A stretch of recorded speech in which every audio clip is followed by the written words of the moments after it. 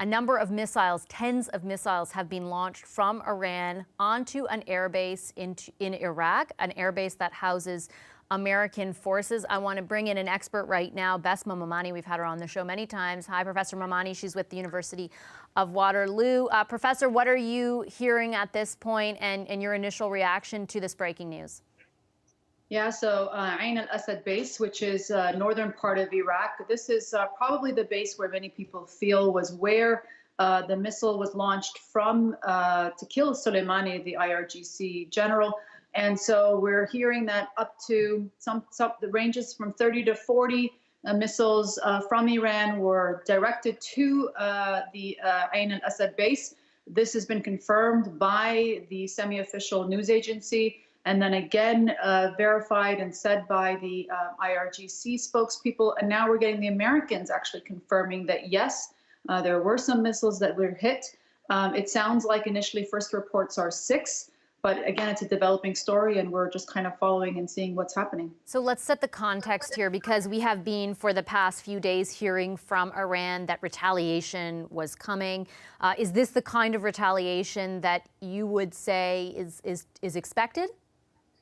Yeah, definitely. I mean, I don't think that the Iranians would want to hit the Americans in the United States specifically. Their bases in Iraq make it, frankly, a lot easier to hit, just logistically speaking, and of course gets Americans upset enough and certainly makes the message clear that there's retaliation. I think the big question will be, were the American troops kind of warned to leave in advance? I mean, the IRGC and the Iranian regime don't necessarily want to have, to be honest with you, American blood on their hands, because that would just escalate things even further. But they had to avenge his death in some way to end it in terms of this tit for tat. So we'll have to see if there are reports of any death and casualty coming out of the U.S. base.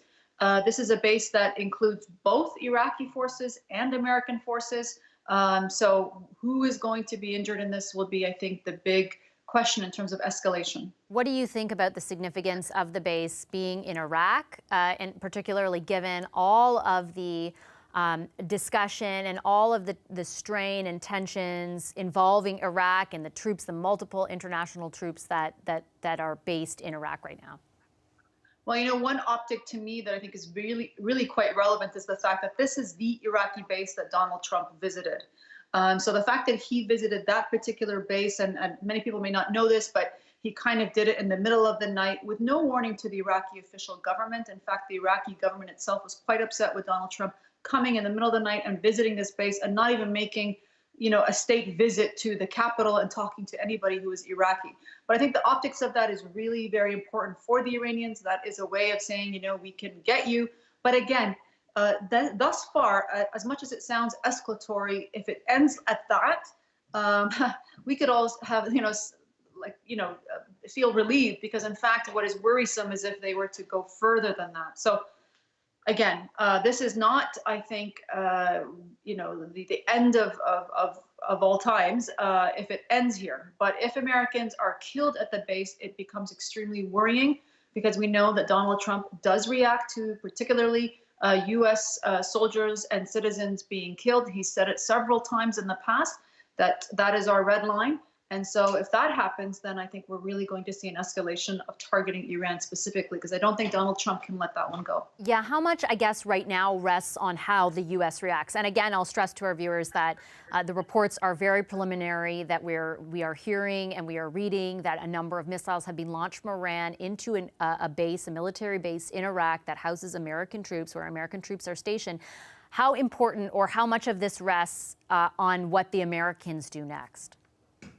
I think that's a big part of it. Again, this is a tit for tat. This did not start with the killing of Soleimani. This was, a number of months of escalation. And so it's all about this kind of what we call this, level of deterrence reached, where each party can feel satisfied they've done their part, but not actually going too far to cross, again, we use the word red lines a lot, but that's really what it is. Of course, for the Iranians, Soleimani is more than just a top general. I think this is what was the miscalculation of the Americans. Now, do the Iranians feel that hitting a U.S. base with no servicemen killed is enough to show the message they're displeased? And I think that would be enough for Trump to not want to react further. We might hear some, loud talk, but we won't necessarily see more of a reaction. But if American service people were killed in that base, it will be extremely difficult for Donald Trump to end it there. And then the question is, what comes next? And that's what we've been, really sitting on the edge of our seats, all of us who've been watching this escalate for several months now, this tit for tat. You mentioned sort of the reaction or the way in which this is being perceived, or particularly General Soleimani is being perceived, and perhaps sort of I think for a lot of us who have now started to read so much about him, it's surprising that that the reaction is what it has been. Why do you think in Iran particularly so many, we've seen the images, for example, of all those people storming the streets. Why do you think the reaction has been what it is? Well, I want to first start off saying that this man has a lot of blood on his hands. Yeah. So, there's no sugarcoating the reality of what he was. He was a war criminal in my eyes and in so many people's victims' eyes. But the reality is there are hardliners who do support the regime, who do support the IRGC. And Soleimani does have this almost folk heroism about him. He's seen as this very humble person. Some of his actions, he's not that let's say, very, boisterous type of general. He doesn't fit the image, if you will. He's very humble, very pious. And like it or not, people like that do have a lot of respect, not just, I think, in Iran, but across the region. He was very smart. I think tactfully, on tactics, I should say, and logistics, he was very bright and intelligent. And so he's not easily replaced, even though his role has been filled, if you will, but he does offer more than that. And in a time in Iran where there's a lot of corruption and the IRGC is very corrupt and certainly the regime is very corrupt, there was something of almost putting him on a pedestal that somehow he was different than the rest. Again, these are myths and mythologies, but they matter, even though, frankly, again, as I said, he may be a war criminal in our eyes and certainly has a lot of blood on his hands. But back home in certain quarters, and not all Iranians, are idolizing him. On the contrary, we just had reports of maybe up to 1,500 Iranian protesters killed by the IRGC. Many Iranians themselves have suffered at the hands of this man. But in the eyes of so many patriots, so many of those IRG supporters, he is above, frankly, even the supreme leader, even the President Rouhani. It doesn't even compare. He was the most popular figure based on very narrow kind of opinion polls that you could get in Iran, in that country, and that matters. Okay, I want to bring in another expert. I believe he's ready to join us by Skype as well. Thomas Junod of the University of Ottawa. Is he there? Professor Junod? Okay, he's on the phone. Never mind. Sorry, Professor Ramani. I apologize. Let's get back to, I just want to refresh for our viewers exactly what this breaking news is. There are reports that a number of missiles, tens perhaps of missiles, have been launched from Iran onto a military base in Iraq, a base where American troops are stationed. We do not know. We have no information about the potential number of casualties or if there are any at all. I think, Professor Junod, are you ready now? Do you hear me okay? I can hear you. Hi, Professor. Thanks for joining us. I just wanted to get your take, your reaction to this breaking news.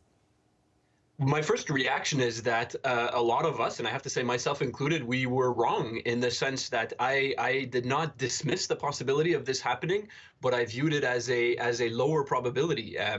A lot of us predicted that Iran's response to the assassination of Soleimani would be more indirect, more asymmetrical, would come farther down the road, would come through cyber attacks, through targeting Saudi Arabia and Israel, for example.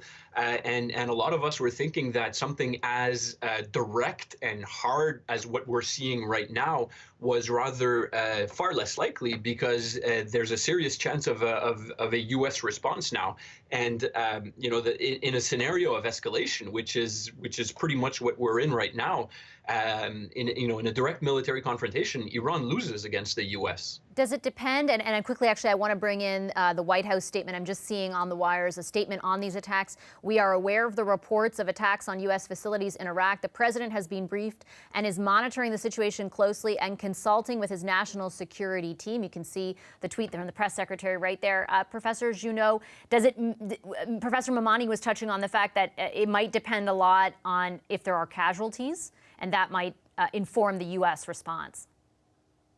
Well, if you read and listen to what President Trump has been saying, not only in the last few days, but over the last few months, he has always been very clear in talking to Iran, but in general, that his red line was American personnel in particular. So you're right to say that, whether there are American casualties or not does make a huge difference. There are reports of American casualties, but they're not confirmed. So we should be careful with that. That being said, there's an issue of American assets here. It is true that when Iran shot down an American drone in 2019, a few months ago, Trump chose not to retaliate. But in this case, the provocation is pretty strong on Iran's side. I think what we're seeing here is Iran basically playing chicken with the U.S., to use a common term, in the sense that Iran has made the assessment for 3 years now that Trump, as much as his rhetoric is blusterous, he does not want to get the U.S. bogged down in a new Middle East war. Right. So Iran is making the bet here that Trump's response will be restrained because he wants to avoid getting bogged down in another war.